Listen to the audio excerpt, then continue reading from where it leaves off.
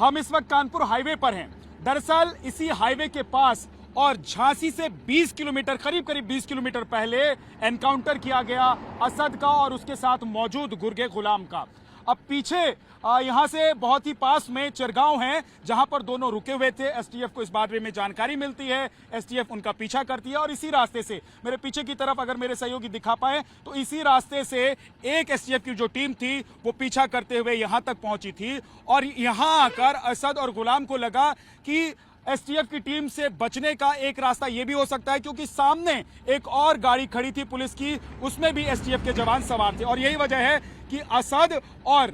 उसका जो सहयोगी था गुलाम, उसने ये जो कच्चा रास्ता आपको दिखाई दे रहा है, कच्ची सड़क दिखाई दे रही है, इसकी तरफ अपनी बाइक को मोड़ दिया। हम भी इस वक्त आपको दिखा दें कि बाइक पर मौजूद हैं और हम आपको दिखाने जा रहे हैं कि ये रास्ता कैसा है, यहाँ पर बाइक चल सकती है कि नहीं चल सकती है और चल सकती है तो कितनी स्पीड में चल सकती है। क्योंकि असदुद्दीन ओवैसी ने सवाल उठाया है कि बड़ी आसानी से दोनों को पकड़ा जा सकता था, लेकिन उन्हें पकड़ने की बजाय उनका एनकाउंटर कर दिया गया। उन्होंने कई सवाल उठाए हैं, राजनीतिक सवाल भी उठाए हैं, लेकिन सबसे पहले हम आपको लेकर चलते हैं, बंधु चलते हैं, दिखाते हैं कि इस रास्ते पर बाइक कितनी स्पीड में चल सकती है और जान बचाने के लिए जब कोई भागता है तो सोचिए वो किस स्पीड से भागता होगा और कैसे वो अपनी जान बचाने के लिए चाहे रास्ता कैसा भी हो, सड़क कैसी भी हो, वहां से वो निकलने की कोशिश कर रहा था। और जब एसटीएफ की टीम पीछे पड़ी थी, पुलिस की टीम पीछे पड़ी थी, तो आप समझ सकते हैं कि कैसे जान बचाने के लिए असद और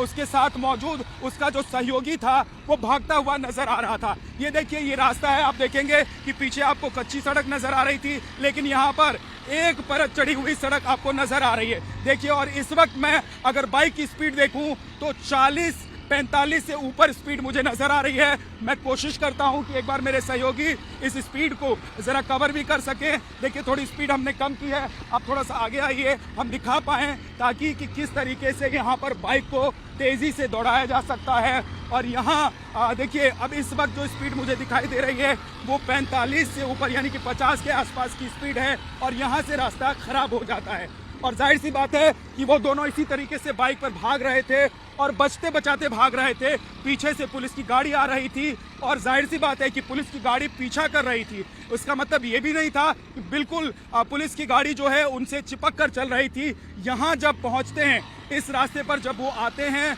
यहाँ तक पहुँचते हैं, तो इसके बाद देखिए रास्ता धीरे धीरे आपको और ज़्यादा ख़राब दिखाई देने लग जाएगा। लेकिन इसका मतलब ये नहीं है कि यहाँ से बाइक नहीं भगाई जा सकती है, बाइक को स्पीड में नहीं निकाला जा सकता है। वैसे भी कहते हैं ना कि अगर किसी को पानी में आप छोड़ दीजिए और उसको तैरना नहीं आता है तो अपनी जान बचाने के लिए वो तैरने लग जाता है। और फिर जब पीछे पुलिस पड़ी हो, एसटीएफ पड़ी हो और कोई हत्या का आरोपी हो, वो दर दर की ठोकरें खा रहा हो, छिपने की कोशिश कर रहा हो, बचने की कोशिश कर रहा हो, तो वो भागता है। अब देखिए, यहाँ पर थोड़ी मिट्टी ज्यादा हो जाती है। मैं अपने सहयोगी से कहूंगा कि थोड़ा इस रास्ते को वो दिखाएं। और जाहिर सी बात है कि जिस तरह हम यहाँ पर बाइक स्लो करके थोड़ा सा निकाल रहे हैं, वो लोग भी यहाँ पर बाइक स्लो करके निकाल रहे होंगे। और ये रेतीली मिट्टी है, तो पीछे जो गाड़ी चल रही होगी वो गाड़ी भी, यानी कि जो पुलिस या एसटीएफ की जो गाड़ी थी, टीमें थी, उसने भी अपनी स्पीड को कम किया होगा। लेकिन इसके बावजूद मैं देख रहा हूं कि 40 की स्पीड तो हम अभी मेंटेन करके चल रहे हैं,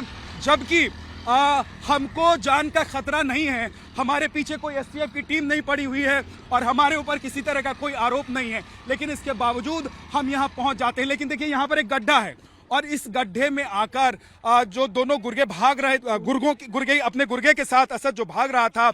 उसकी बाइक यहाँ उसकी बाइक का बैलेंस यहाँ बिगड़ता है और उसका कंट्रोल बाइक से छूट जाता है और यहाँ से आता हुआ वो सीधे देखिए यहाँ पर गिर जाता है। और यहीं पर जो पुलिस है, एसटीएफ की टीम है, वो उनको पकड़ने की कोशिश करती है। ये देखिए, ये मिट्टी जो आप देख रहे हैं, यहाँ से छुपकर असद और गुलाम जो हैं वो फायरिंग कर रहे होते हैं। लेकिन उस वक्त पोजीशन क्या होती है जरा मैं भी आपको दिखा देता हूं। इस पोजीशन में आप देखिए, यहाँ पर जैसे आपको ये गाड़ी नजर आ रही है, इस पोजीशन में एसटीएफ की टीम होती है और एसटीएफ की टीम यहाँ से अपने आप को बचाते हुए, देखिए, क्योंकि अब जरा इधर की तरफ दिखाइए, एक बार कैमरा घुमाइए, इधर की तरफ दिखाइए, आप देख रहे हैं कि वहां से अगर फायरिंग हो रही है तो एसटीएफ के जो जवान थे वो यहां से इस तरफ से यहां से अपने आप को बचाते हुए उनको सरेंडर करने की बात कर रहे थे, लेकिन जब वो सरेंडर नहीं करता है, कई राउंड वो फायरिंग करता है, उसका सहयोगी असद का जो सहयोगी था गुलाम वो फायरिंग करता है, उसके बाद यहां से भी फायरिंग होती है, यानी कि एसटीएफ की तरफ से फायरिंग होती है। कुल मिलाकर 41 राउंड फायरिंग होती है और इसमें दोनों जो बदमाश हैं वो ढेर कर दिए जाते हैं। और दरअसल बाइक पर आने और ये बताने दिखाने का मकसद सिर्फ इतना था कि देखिए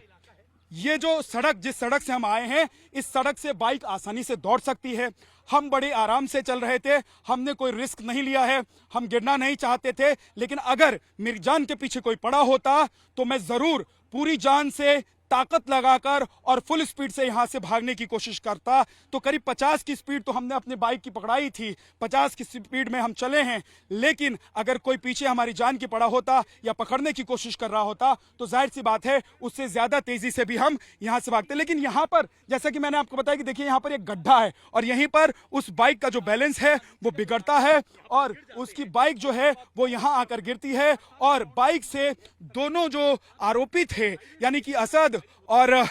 असद का जो सहयोगी था वो दोनों यहां से गिरते हैं और उसके बाद यहां से फायरिंग होती है। देखिए ये मिट्टी की आड़ लेकर यहां से ऐसे बैठकर दोनों फायरिंग करते हैं, क्योंकि दोनों के पास पिस्टल था और उसी पिस्टल से वो फायर करते हैं किसके ऊपर, जो पुलिस की टीम थी उस पुलिस टीम के ऊपर। और जवाबी जब कार्रवाई वहां से होती है तो इसमें दोनों मार दिए जाते हैं। तो ये कहानी है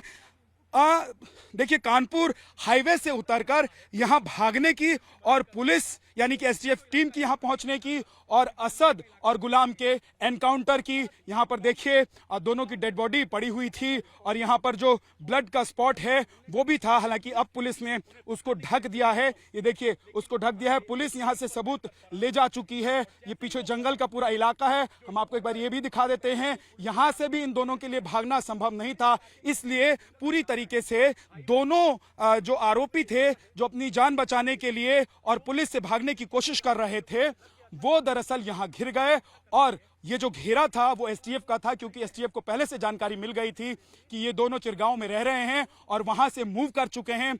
जो सूत्र थे पुलिस के एसटीएफ के उन्होंने ये जानकारी दी थी। उसके बाद पुलिस ने उनको ट्रैप किया था और उस ट्रैप में असद और गुलाम दोनों फंस चुके थे और जब इन्होंने सरेंडर नहीं किया तो पुलिस का कहना यह है कि पुलिस ने फायरिंग की, काउंटर फायरिंग की, जिसमें गोली लगी और दोनों मारे गए।